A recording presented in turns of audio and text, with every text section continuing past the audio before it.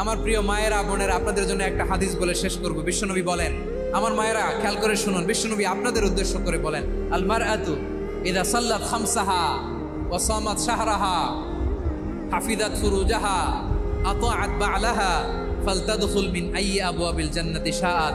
বিশ্বনবী বলেন, ও রমণীরা, ও নারীরা, যে সমস্ত নারী এই চারটা কাজ করবে, এই চারটা কাজের গ্যারান্টি দিবে, তাদেরকে জান্নাতের 8টা দরজার গ্যারান্টি দেয়া হবে।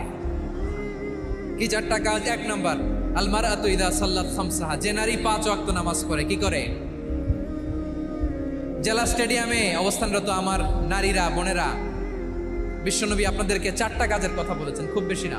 4টা করলে 8 জান্নাতের দরজা সব খোলা। কোনটা দিয়ে যাবেন?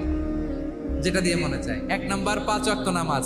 আমার বোনেরা জোহরের নামাজ পড়তে পড়তে এটা আসরে নিয়ে যায়, আসর পড়তে পড়তে এটা মাগরিবে নিয়ে যায়। এরকম আসরে নাই, লালমনিরহাটে হয়তো নাই। আমার বোনেরা এটা করবেন না। ইন্নাস সালাতা কানাত আলাল মুমিনিনা কিতাবাম মাওকুতা, সময় মতো পড়বেন। সামাত শাহরা, রমাদানের রোজাগুলো রাখবেন।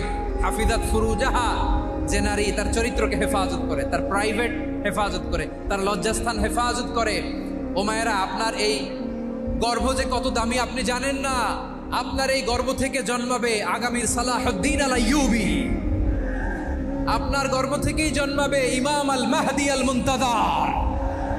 আপনার পেট থেকে জন্মাবে আবু সাইদের মতো বীর সৈনিক। আপনার পেট থেকে জন্মাবে মুগ্ধের মতো বীর মুজাহিদ। আপনি জানেন না কে আসবে আপনার পেট থেকে। সময়টাকে কাজে লাগান, ইসলামকে বোঝেন, মানেন, আমাদের ইসলামিক লেকচারগুলো শোনেন। আমরা যে বার্তাগুলো, ইনস্ট্রাকশনগুলো, দিক নির্দেশনাগুলো আপনাদের খেদমতে রাখি, এগুলো মেনে চলুন। আপনিই পারেন আপনার ঘরটাকে জান্নাতের টুকরা বানাতে। একটা family, it's a very big institution and you are the MD, the managing director of this institution. চিল্লায় বলেন ঠিক কিনা? চাইলেই পারেন ঘরটারে জান্নাতের টুকরা বানাতে। 5 ওয়াক্ত সালাত, রমাদানের রোজা, নিজের চরিত্রের হেফাজত, ও আতাআত বা'লাহা, স্বামীর আনুগত্য। এটাতে অনেকে ভুল করে থাকে। হায় রে আমার বোনেরা, স্বামীর আনুগত্যকে এটা নিজের অপমান মনে করবেন না। আপনার স্বামী আপনার সবচেয়ে বড় গার্ডিয়ান, তিনি আপনার সবচেয়ে ভালো চায়। নারী কখনো গার্ডিয়ানশিপের বাইরে থাকতে পারে না।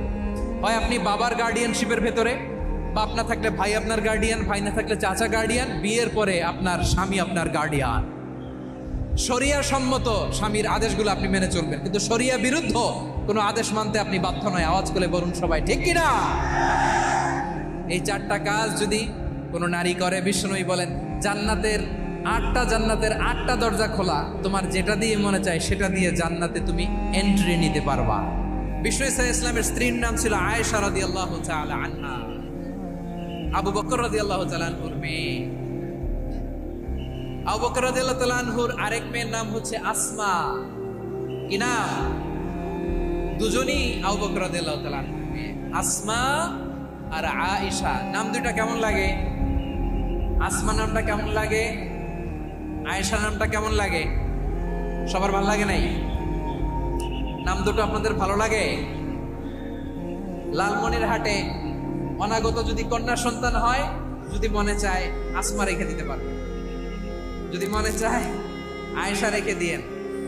দেশে বিদেশে, এয়ারপোর্টে, রাস্তা ঘাটে শুধু বলে হুজুর একটা নাম দেন, আমার ছেলের একটা নাম দেন, মেয়ের একটা নাম দেন। তো আমার মনে আছে যশোরের আবদিনের মাহফিলে আমি 1-2টা নাম দিয়েছিলাম।